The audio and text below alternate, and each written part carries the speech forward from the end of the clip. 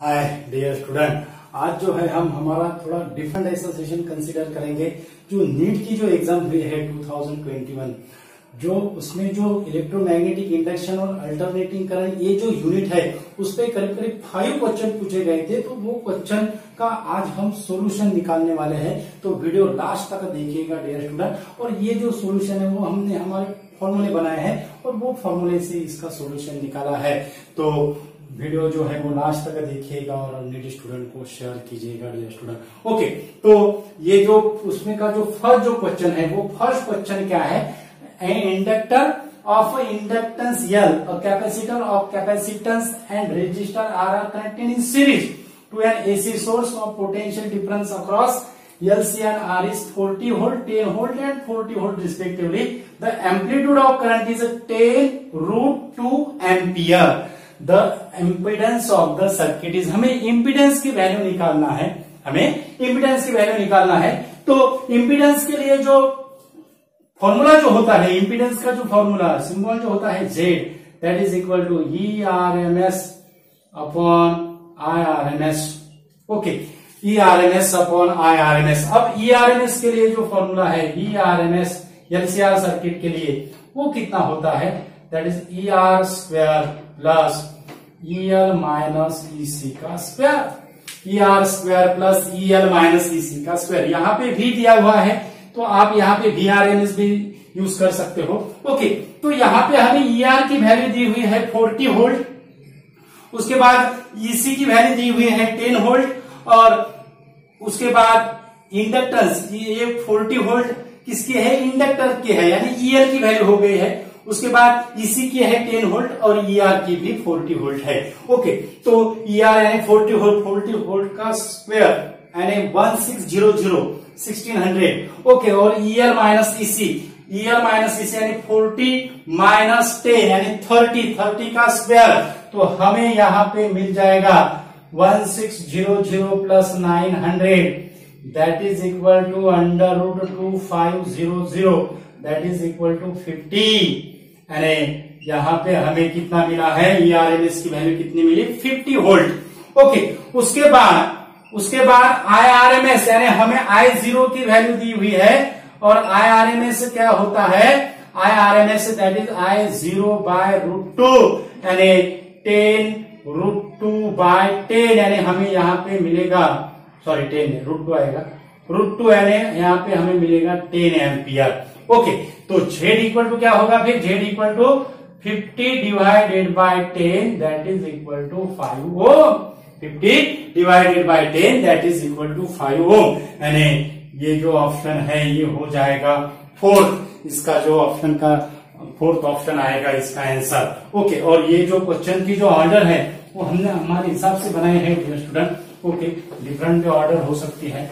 Okay, उसके बाद second जो क्वेश्चन है वो सेकंड क्वेश्चन क्या है, capacitor of capacitance C is connected across a source of voltage V given by V की वैल्यू हमें दी हुई है V0 sin omega t। The displacement current between plate of capacitor would taken be given by, हमें displacement current की value पूछी गई है। तो डिस्प्लेसमेंट करंट की वैल्यू यानी जो करंट जो रहेगा वो current it is in the form of cosine function, तो इसके साइन जो फंक्शन होगी वो साइन फंक्शन की जो वैल्यू है वो क्या हो जाएगी, कैंसिल हो जाएगी। यानी थर्ड क्वेश्चन जो रहेगा और फोर्थ जो ऑप्शन रहेगा, थर्ड ऑप्शन और फोर्थ ऑप्शन वो कैंसिल हो जाएगा, means it is very okay हो। उसके बाद अब हमें आईडी की वैल्यू निकालना है, आईडी का फॉर्मूला करना है और आईडी का जो जनरल जो फॉर्मूला होता है, आईडी का जनरल फॉर्मूला वो होता है epsilon 0 DE by dt, sorry PE by dt नहीं है, epsilon 0 d phi E by dt। क्या होता है, जनरल फॉर्मूला क्या है डिस्प्लेसमेंट करंट का, epsilon 0 d phi E by dt। Okay, और ये phi जो है that is the electric flux बोलते हैं हम उसको phi, it is equal to integration over the surface integral E ds integration और दी सरफेस इंटीग्रल ईडीएस। और ये जो है वो यूनिफॉर्म है, उसको अगर हमने बाहर अगर निकाला, इंटीग्रेशन के बाहर अगर लिया तो यहाँ पे इंटीग्रेशन यस डीएस आ जाएगा और उसका जो रहेगा वो होगा सरफेस एरिया। और वो सरफेस एरिया हम ये से डिनोट करेंगे। तो यहाँ पे फाई की वैल्यू हमें क्या मिली है, फाई की वैल्यू यहाँ आती है ईए।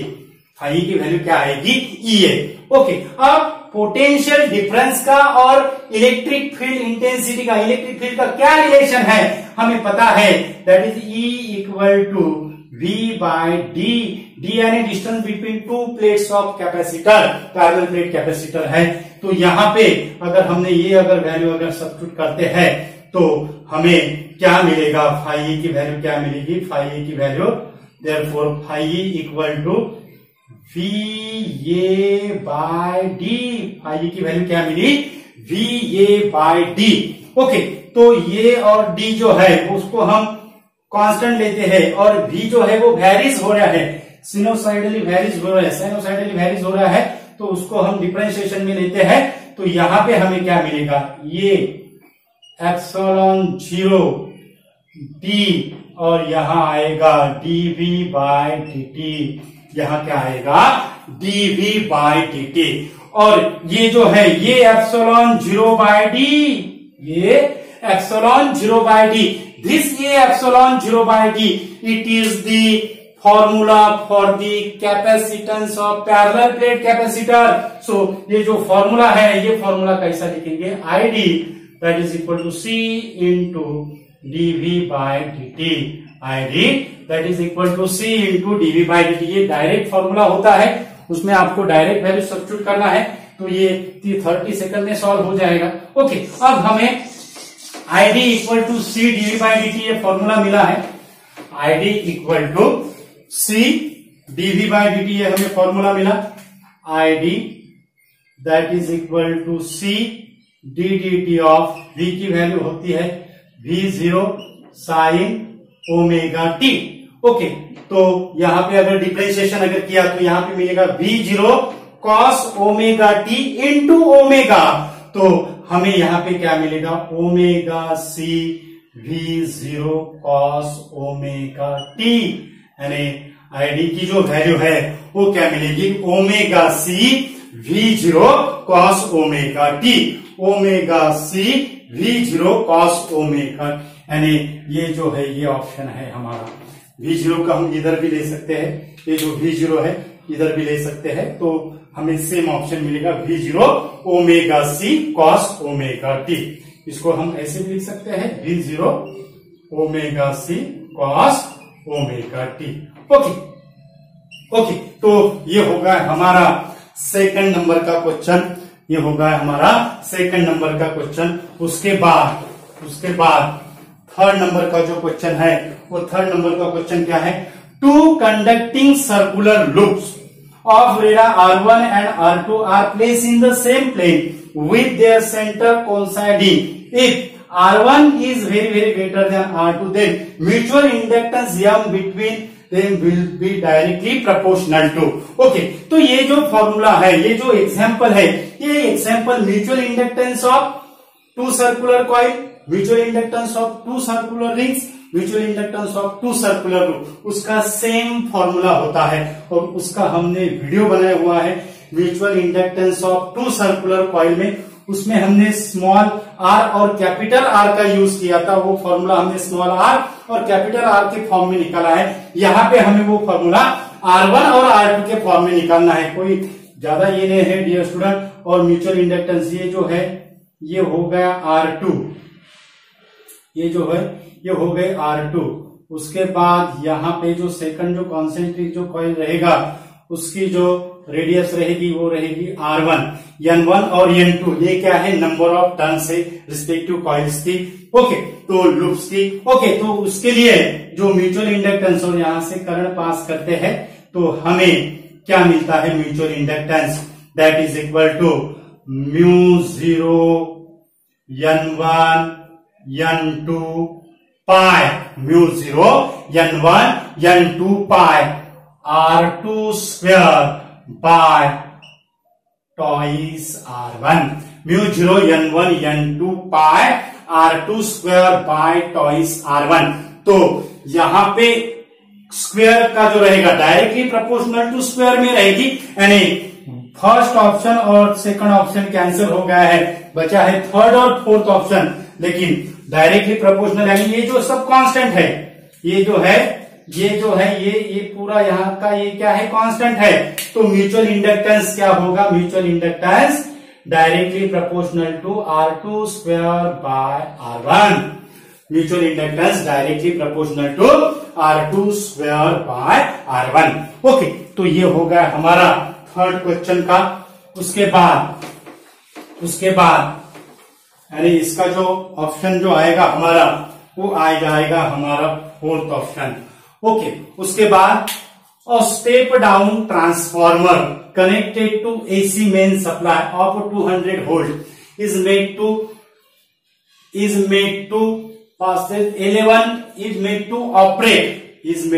operate 11 volt and 44 watt lamp. एक लैंप है, उसको ये 220 वोल्ट सप्लाई अप्लाई किया है, तो उसका 11 वोल्ट यानी सेकेंडरी वोल्टेज होगा और ये होगा उसका secondary power.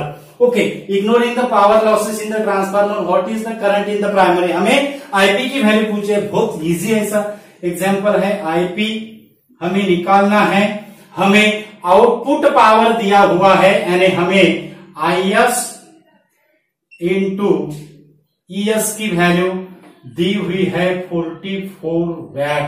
IS into ES की वैल्यू हमें दी हुई है 44 वैट। ओके, उसके बाद हमें प्राइमरी वोल्टेज दिया हुआ है, ईपी की वैल्यू 220 वोल्ट। कितना दी हुई है, 220 वोल्ट। और 11 वोल्ट यानी किसकी वैल्यू है, 11 वोल्ट यानी ये वैल्यू हो गई है ईएस की वैल्यू 11 वोल्ट है।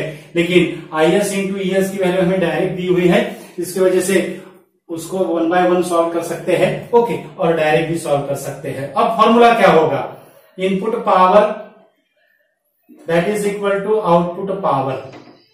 Input power that is equal to output power. Input power product of voltage and current that is EP IP that is equal to ES IS. हमें IP की value निकालना है।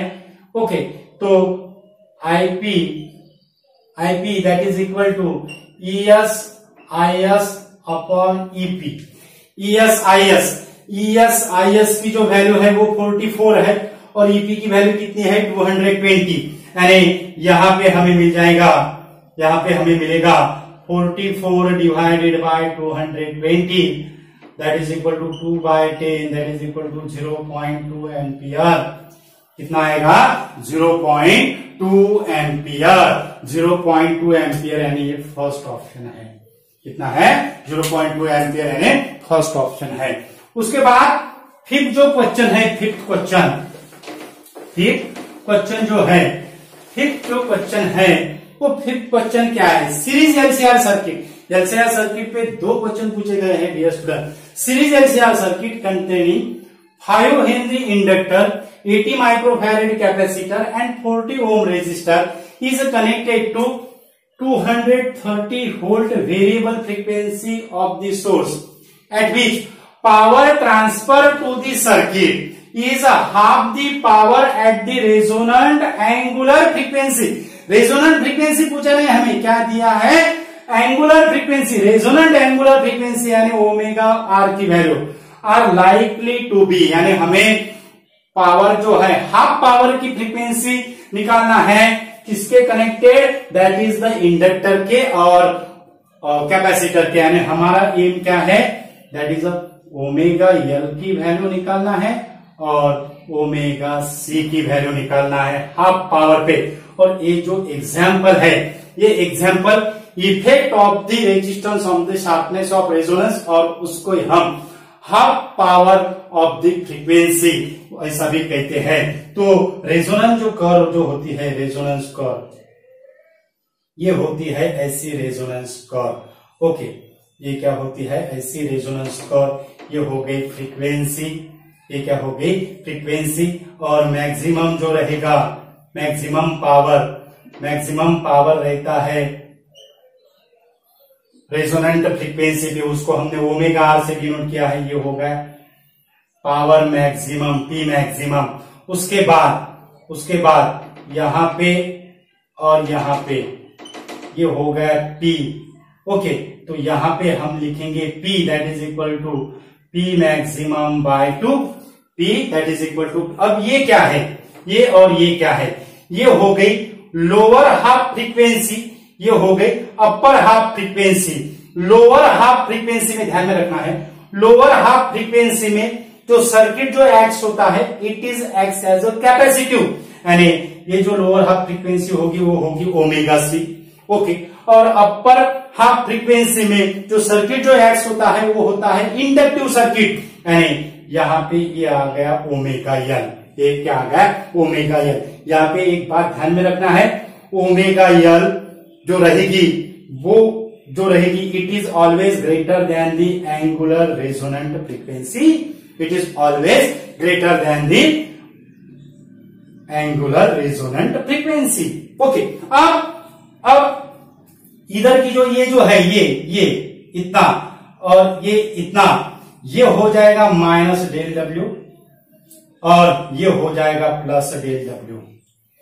ये क्या हो जाएगा माइनस डेल डब्ल्यू और ये हो जाएगा plus del W. Del W क्या है, it is the difference between omega L and omega C, means del W यहाँ पे क्या है omega L minus omega C, उसको हम बैंडविड्थ भी कहते हैं, उसको हम बैंडविड्थ भी कहते हैं। ओके, तो अब हमें डेल डब्ल्यू की वैल्यू निकालना है, तो डेल डब्ल्यू का जो फॉर्मूला जो है वो डेल डब्ल्यू का फॉर्मूले में ओमेगा एल और ओमेगा सी का डेल डब्ल्यू के फॉर्म में क्या फॉर्मूला होगा, ओमेगा एल ओमेगा सी लेते हैं, omega C that is equal to omega R minus omega C के लिए क्या होगा omega R minus del W, और ओमेगा एल जो रहेगा वो रहेगा omega R plus del W, omega L that is equal to omega R plus del W. Okay, अब हमारा एम क्या है, ये डायरेक्ट फॉर्मूला है, ये आपको याद ही रखना है, इसके वजह से जो न्यूमेरिकल जो है वो 1 मिनट में सॉल्व ही होता है डियर स्टूडेंट, लेकिन आपको 1 बाय 1 हम समझ जा रहे हैं फॉर्मूला कैसा आया है। ओके, तो ओमेगा आर यानी ये हो गए resonant frequency, angular resonant frequency, और उसका जो फॉर्मूला होता है वो होता है 1/√LC, 1/√LC। एल की वैल्यू कितनी है 5 हेनरी। ओके, सी की वैल्यू कितनी है 80 इंटू 5 किया होता है 400। माइक्रोफैरेड का फैरेड में करते हैं तो 10 to the power -3, 10 to the power -6, under root में 10 to the power -6, 10 to the power -3 होगा।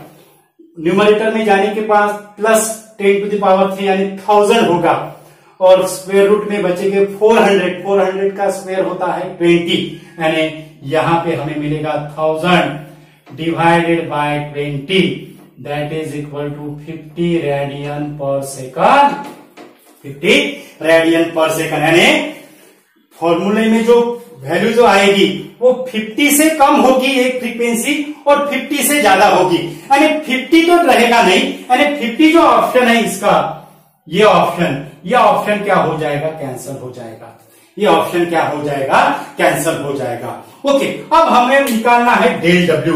अब डेल डब्ल्यू के लिए क्या फॉर्मूला है, डेल डब्ल्यू के लिए ये फॉर्मूला होता है 2 del W that is equal to R by L, 2 del W that is equal to R by L. इसका भी फॉर्मूला हमारे पास है, इसका भी प्रूफ हमारे पास है, ये कैसा आया है। उसके बाद del W that is equal to R upon twice L.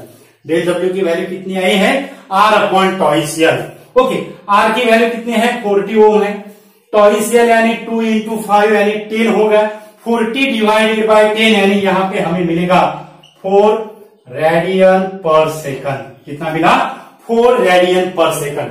अब ओमेगा आर 50 है, डेल डब्ल्यू कितना है 4 रेडियन पर सेकंड है, तो ओमेगा सी 50 माइनस 4 कितना होता है 50 माइनस 4 यानी 46 radian per second. Third option, second option बाकी कैलकुलेशन करने का काम भी नहीं है, 46 रेडियन पर सेकंड, और ऑब्वियसली सेकंड जो आएगा ऑप्शन वो 54 ही आएगा। देखो omega R plus del W 50 plus 4 that is the 54 radian per second, that is the 54 radian per second. तो ये था डियर स्टूडेंट हमारा इलेक्ट्रोमैग्नेटिक इंडक्शन और अल्टरनेटिंग करंट जो फॉर्मूले जो पूछे गए हैं, सॉरी जो क्वेश्चन जो पूछे गए थे रिसेंटली नीट एग्जाम में 2021 नीट एग्जाम। ओके, तो उसमें जो फिजिक्स जो सेक्शन है वो फिजिक्स सेक्शन के इलेक्ट्रोमैग्नेटिक इंडक्शन और अल्टरनेटिंग करंट के करीब करीब 5 क्वेश्चन पूछे गए थे, तो उसका हमने यहाँ पे सॉल्यूशन निकाला है। ओके, तो वीडियो जो है वो ज्यादा से ज्यादा स्टूडेंट को शेयर कीजिए, और हमारे चैनल पे अगर यूजर है तो हमारा चैनल सब्सक्राइब कीजिए। हम ऐसे ही सिंपल जो ट्रिक्स है, न्यूमेरिकल्स जो है वो आपको उसकी ट्रिक्स देते हैं। Okay, thank you so much once again.